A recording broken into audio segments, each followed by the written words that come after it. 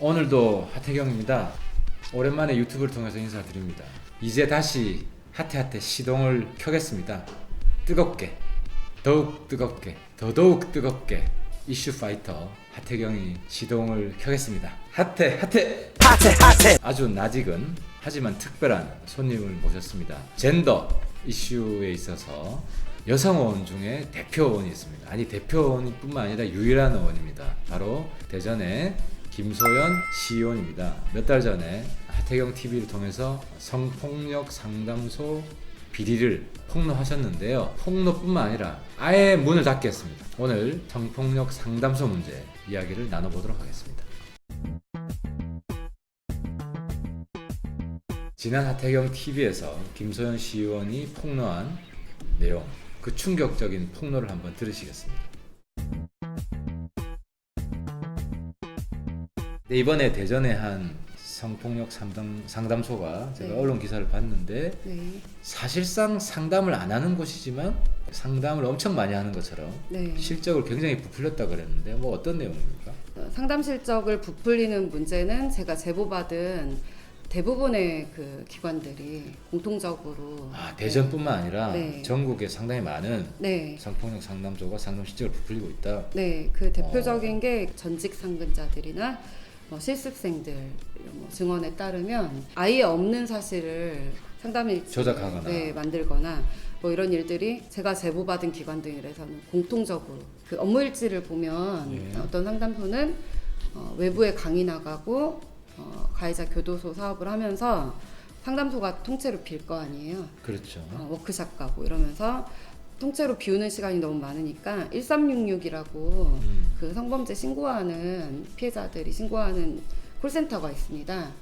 그쪽으로 전화를 착신해놓고 밖에 나가서 강의를 띱니다.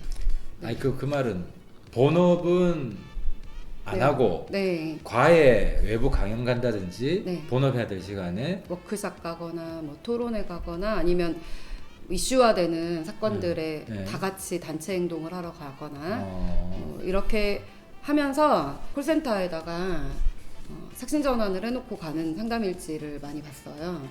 그러면 사실상 상담소가 있을 필요가 없어요. 대전에 여성 단체들이 성인지 감수성이 최악이다.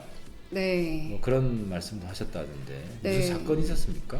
여성 인권을 제대로 보장하는가? 라는 생각이 드는 여실히 드러내는 대전의 사건이 하나 있었습니다. 피해자들한테 언론에 공개하자고 종용을 하거나 자꾸 이슈화해서 어디 나가서 인터뷰하자거나 제가 아는 어떤 피해자는 소장이 이번에 예를 들면 어떤 특정 그 유력 기관의 가해자가 있다면 국정감사 때 나가서 증언을 하자라고 종용을 하네요. 네. 본인이 흔쾌히 동의하지 않는데도 싫다고 하는데도 너 해 국정감사 가서 이거를 이슈화 해보자 이런 제안을 받기도 했다고 합니다. 피해자 인권을 보호해야 되는 여성 인권 단체가 왜 피해자 인권을 오히려 유린하는 이런 행태를 보이는 거죠? 피해 사실이 자꾸 외부로 드러나서 공론화가 되어야지만 이 사람들이 해야 할 일이 생깁니다. 그렇지. 자기들 일거리를 만들기 위해서 오히려 홍보 수단으로 사용한다는 거죠. 인권 홍보 수단으로 사용하면서 인권에 피해를 주고 있다. 그렇죠. 여성 단체가 인권을 보호하는 게 아니라 피해자를 오히려 2차 가해를 하고 있다. 최근에 어떤 사례가 있었습니까? 최근에 대전 중구의회에서 제명 조치가 된 더불어민주당 소속이었던 구의원분의 어떤 다른 동료 여성 의원을 성추행한 사건이 있었습니다. 물론 사실관계 여부는 형사 절차에서 명확히 밝혀져야 하지만 본인이 인정하고 사과도 하고 했던 사건입니다. 그런데 이 더불어민주당 의원께서 작년에도 똑같은 일이 있었습니다. 그때 당시는 피해자가 2명이었었거든요. 근데 그 같은 여성 포함 동료 의원에게 성추행을 했고 피해 여성분들께서 외부로 이 사건을 알리고 싶어 하지 않으셨고 12월에 이르러서야 징계를 했는데 여성 단체 기관장이 자문을 해서 나온 결론이 구두 경보였습니다. 제가 그날 기억하는 이유는 저는 같은 날 제명을 당했기 때문입니다. 그때 민주당에서 제명된 네, 그 날. 같은 날. 네, 예, 네. 예. 그런데 그 이후에 올해 또 한 달 됐나? 네. 또 같은 사건이 있었습니다. 동일한 남자 구의원이 네. 여성 의원을 또 네. 성추행했단 말이죠. 했다는 게 이제 뭐 내부적으로 알려졌고 예. 그렇지만 그 피해 이번에는 한 분, 네, 여성 네. 의원 한 분. 피해 여성 의원께서는 예전과 마찬가지로 특별히 외부에 이 사건을 알리거나 하지 않았습니다. 예. 네, 그런 상황에서 민주당에서는 그 해당 가해 의원이 탈당을 했습니다. 탈당을 하고 난 뒤 지역사회 여성단체 대표라는 사람이 이제 구의회 앞에서 시위를 주도하겠다라는 어떤 공지를 페이스북에 쓰면서 처음 있을 때는 민주당 소속이었기 때문에 네. 시끄럽게 하지도 않고 여성단체들이 네. 그냥 단순 경고, 조용하게 경고하는 정도에 그쳤는데 네, 탈당을 하니까 네, 그때서부터 네. 공개적인 규탄 시위를 하기 시작했다 이 말이네요. 그쵸. 그 인과관계는 내심의 의사기 때문에 그렇다 안 그렇다라고 제가 예. 확신을 할 수는 없지만 상관은 시간적으로는 그렇다 이 그렇습니다. 말이죠. 예. 네, 시간 선으로 봤을 때는 작년에 뭐 특별한 성명이나 시위가 없었거든요. 예. 그런데 탈당 이후에 그 지난 주말에 여성단체 대표 한 분이 그 중구의회 앞에서 그 어떤 시위를 하겠다라고 공지를 띄우면서 거기에 한 얘기는 어디에도 알려지지 않았던 피해 여성의 소속을 밝히고 심지어 피해 여성이 공론화하지 않는 게 성인지 감수성이 떨어지는 거다. 성인지 감수성을 배워서라도 자유한국당 여성 의원은 이것을 공론화해라. 그게 여성 운동이다. 그리고 뭐 용기가 없어서 폭로하지 못할까봐 연대를 해서 도와주려고 한 말이라고 합니다. 그런데 이건 명백히 2차 가해입니다. 어떻게 피해자가 외부로 공론화하지 않는다. 공인으로서의 자세가 아니다. 그리고 투표로서 평가할 수밖에 없다. 심지어 이런 댓글까지 달려요. 낙선 운동까지 하겠다? 네. 그리고 제가 피해자의 의사에 대해서 확인이라도 하고 당명을 밝혔냐. 예. 그리고 외부로 공인이라서 무조건 오픈해야 된다라는 논리는 뭐냐. 그게 여성운동이라고 합니다. 네, 다 같이 연대해서 여성운동의 역사는 사적 감정을 말하자면 사적 이유를 들어서 이거를 뭐 감추지 말고 용기 있게 고발을 해서 함께 연대해서 싸우는 게 여성운동인데 그것도 모르냐면서 오히려 민주당 소속일 때는 조용히 있다가 민주당을 탈당하니까 시끄럽게 규탄하고 하는 걸 당연히 그럴 것이다라고 저도 생각이 되는 게 한 달이 안 됐죠. 김포의 시의원이 자기 처를 골프채로 구타해서 이제 사망에 살해했죠. 네, 살해. 네. 골프채로 아내를 때려 숨지게 한 유승현 전 김포시 의회 의장이 이 민주당 시의원인데 네. 저도 깜짝 놀란 게 여성 단체들 중에 한 단체도 이 김포 시의원을 규탄한 적이 성명도 안 나왔어요. 네, 그렇습니다. 보니까 민주당이기 때문에 네. 언론에서도 민주당이라는 걸 안 밝히고 네. 그래서 이 여성 단체의 이 정당 편파성, 민주당 편파성이 너무 심하다. 네. 이건 여성 단체라기보다 그냥 정당 소속 정당의 하부기관인 것처럼. 네. 근데 이게 대전에도 똑같이 반복이 됐다는 거네요. 네, 그 선택적 정의라고 볼 수 있죠. 그렇죠. 네, 네. 자기들이 네. 규탄하는 것만 정이다. 그러니까 네. 성인지 감수성은 없고 여성 네. 단체가 네, 정당 인지 감수성은 굉장히 뛰어난 거네요. 그런 것 같습니다. 네. 근데 이 피해자들에게 여성 단체가 2차 가해를 하는 네. 이런 사례가 또 있다면서요? 처음에 이 사건을 한 군데 제보를 받고 나서 예. 이게 신빙성이 있는지를 공통적인 현상이면 사회적으로 해결을 해야 되잖아요. 우리 예. 국회의원님들께도 부탁을 하고 그래서 한번 사례를 좀 더 수집을 하고 제보를 예. 추가로 받았는데 가장 최근에 내부 제보를 받은 사건은 예. 현재 형사 재판 진행 중인 예. 상담소에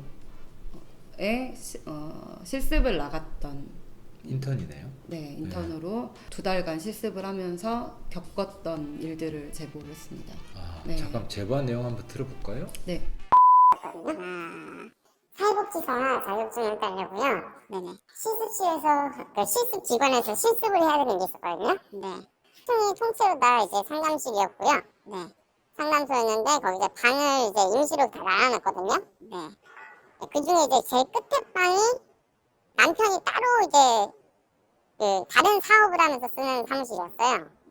뭐 문화재 관련 사업이었습니다. 문화재 관련 사업. 네, 공주시 쪽이 성폭력 상담소장의 남편의 개인 비즈니스 네. 사무실을 임시 칸막이를 만들어서 네. 그 상담소 안에 뒀다는 거잖아요. 네. 네. 그 상담소라는 게 피해 여성들이 왔다 갔다 할 거고. 네. 그러면 그 남편이 그 피해자들 얼굴도 다 보고. 네. 그럼 그것도 일종의 2차 가해가 될 수 있고. 네, 그렇습니다. 성인지 감수성이 진짜 빵점이네요. 여가부에서는 예. 시설한테 이렇게 인건비, 운영비 보조하는 기관 지정하고 나서 그렇죠. 몇 년에 한 번씩 시설 점검이나 이런 거를 관리 감독을 할 의무가 있습니다. 그 네. 공간 임대료 같은 거 지원이 될 거 아니에요. 운영비에서 뭐 지원이 될 것이고 예. 그리고 시설 기준이 다 있습니다. 네. 피해 여성들을 위한 특별한 공간이기 때문에 규정 위반이겠네요. 자기 네. 남편 사무실을 네. 빌려주는 게 네, 그래서 돈을 받고 썼다고 하더라도 그건 그 규정 위반이겠네요. 네, 이거는 관리 감독의 문제고 그 상담소가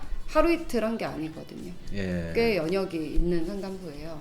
그러면은 그 몇 년 동안 제대로 관리 감독을 한 번도 안 했다. 그렇죠. 네. 아니 그 제가 조사해 보니까 여가부 네. 통해서 네, 정부 지원 받는 성폭력 상담소가 한 130여 개 되더라고요. 네, 그리고 한 군데가 평균 1억 이상을 받아요. 더 받는 데도 있고 2억 네, 이상 받는. 네. 그럼 여기 들어가는 돈만 해도 한 200억이나 뭐 하여튼 네. 수백억이 되는데. 네, 그렇습니다. 네. 그 순수하게 운영비 쪽으로 인건비 네. 포함해서 네. 받는 게 그 정도 규모고. 아 그렇죠. 그건 운영비만 네. 한 1, 200억 되고 네, 네. 그리고 사업비가 또 따로 있죠. 사업비는 별도로 다. 그럼 뭐 네, 전국에 있는 지원. 상담소 다 없애고 상담 콜센터 딱 두면 되겠네요. 저희한테 그 말씀을 해주신다고 했거든요. 아니, 저희가 못 나오게 한다거나 뭐 신원 때문에요. 네, 그렇죠. 네, 근데 그런 게 전혀 없었어요. 전혀 없었고 제가 이제 상담 전화로 오는 거는 그 받는 또 룸이 따로 있었어요. 예, 그게 있을 텐데. 예, 그게 있는데 제가 봤을 때는 거기서 단 한 번도 전화를 받은 건 본 적이 없어요. 한 번도? 예, 왜냐면 제가 있던 데 바로 옆에 방이어서 소리가 그냥 칸막이가 임시 칸막이니까 들리거든요. 네네. 2달 동안 한 번도 피해자가 상담받으러 온 적이 없고 피해 상담 전화도 한 번도 없다고 했는데요. 거기 실제로 여가부에 얼만큼 실적이 있는지 보관 자료를 구했습니다. 그래서 보관 자료는 이렇게 되어 있습니다. 피해자가 상담하러 온 것이 1년에 144건이고 전화 온 것이 46건입니다. 근데 만약 이 보고한 것이 맞다면 그 실습생이 근무한 2달 동안에만 한 번도 피해 상담이 없고 피해 상담 전화가 없었다는 게 되는데요. 이게 확률적으로 굉장히 낮습니다. 여가부의 피해 상담 실적 보고 자체가 허위일 가능성이 많다. 그 어떤 거랑 비교해봤냐면 지역 내 경찰이 접수한 신고 예. 건수하고 지역 전체 상담 건수를 비교해봤을 때 얼토당토하는 숫자들이 나오거든요. 예를 들면 대전시가 한 해에 네. 대전시 경찰청 기준으로 신고 건수가 뭐 대략 800건이라면 1년에 800건이라면 네. 그 대전시 산하 성폭력 상담소의 이런 그 상담 실적 건수는 뭐 거의 몇만 건입니다. 몇만 건. 네, 네. 지정을 못 받은 기간은 상담 건수가 이렇게 안 나옵니다. 이 내부 상근자들 말에 따르면 이게 그 일부 부풀려질 수밖에 없는 그 시스템은 있습니다. 왜냐하면 경찰이 예를 들면 신고 접수를 해서 예. 피해자를 A라는 상담소에 인계를 해요. 예. 그럼 A라는 상담소가 한 건으로 이거를 접수를 합니다. 예. 그래 놓고서는 그럼 피해자 연락처를 알게 되니까 문자를 하나 발송할 거예요. 안내 예. 문자. 예. 그럼 이것도 한 건입니다. 그리고 아. 또 그 피해자가 내방을 하거나 뭐 전화를 한번 걸어오면 또 한 건. 그리고 그러니까 한 사람이 네. 뭐 매일매일 왔으면 네. 내 방이 30건이고 네. 전화가 하루에 3통 왔으면 한 달이면 그 100통이네. 100건이네. 그렇죠. 그리고 문자 발송한 것도 다 한 건으로 치고 있다고 하고요. 예. 그리고 이제 다른 기관에 연계해 주는 것도 한 건. 한 건. 네, 그래서 일정 부분 부풀려지는 건 뭐 프로그램상 그럴 수 있다라고 보는데 이분들의 어떤 관행상. 예. 그런데 그거 외에 내부 고발자들에 따르면 상담 일지 자체를 한 건도 없는 날도 체크하고 뭐 지어서 쓰고 퇴근을 했다. 그걸 예. 지시를 받았다라는. 근데 진선미 장관이 네, 그런 얘기를 했더라고요. 상담소 숫자가 아직도 모자란다. 네, 더 많은 피해자가 있기 때문에 상담소를 더 많이 만들어야 된다. 네, 진선미 장관이 거짓말을 하거나 네. 아니면 현실을 너무 모르거나 음, 거짓말해도 여가부 장관 자격이 없고 네, 현실을 너무 몰라도 자격이 없고 그렇죠. 진선미 장관 물러가야겠네요. 네, 여가부가 네.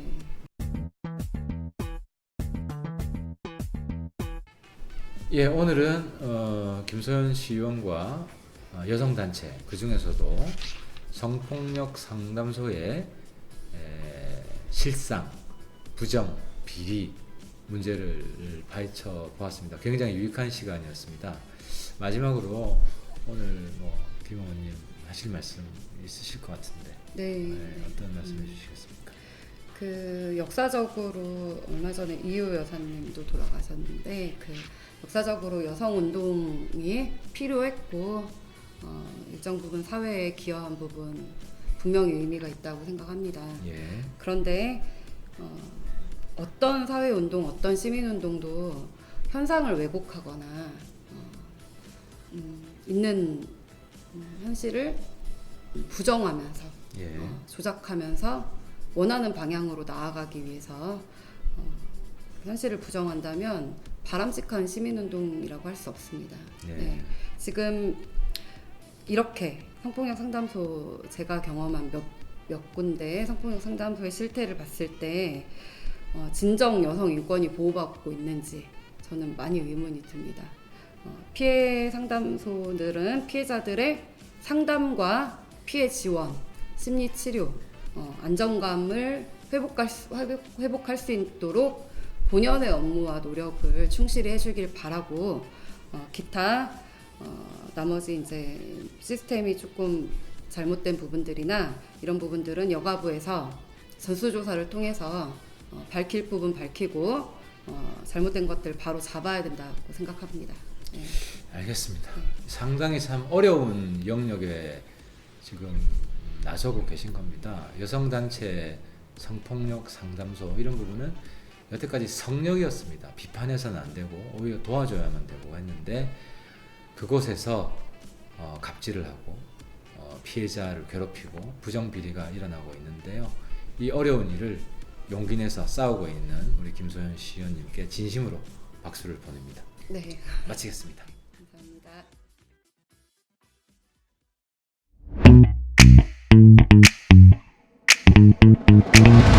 오늘도 하태경입니다.